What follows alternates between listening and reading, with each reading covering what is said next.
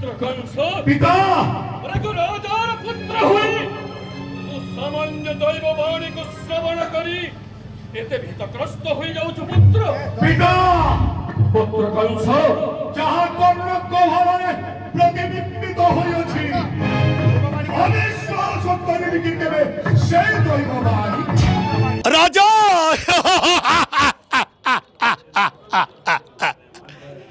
আজি ঠারু রাজা মুয়ে মথুরা রাজ্যরে আজি ঠারু মো ইঙ্গিতে চলিব এ রাজ্য।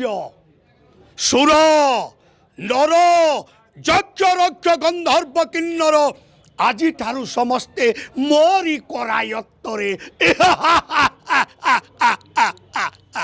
ସବୁ ଭାଷାରେ ହେବ, ଓଡ଼ିଆରେ ହେବ, ସମ୍ବଲପୁରୀରେ ହେବ, ହିନ୍ଦୀରେ ହେବ, ସଂସ୍କୃତି ମଧ୍ୟ ହେବ ଏବଂ ସବୁ ଭାଷା ଆମେ ପ୍ରୟୋଗ କରି ଆମେ ଦର୍ଶକମାନଙ୍କୁ ଖୁସି କରିପାରିବୁ। তারি অষ্টবকর সন্তান অবতর মৃত্যুর কারণ এই রাজ্য যাহা কিন্তু পাটপালিকে নেই যাও যুবসুদেবপুরে তারি অষ্টবকর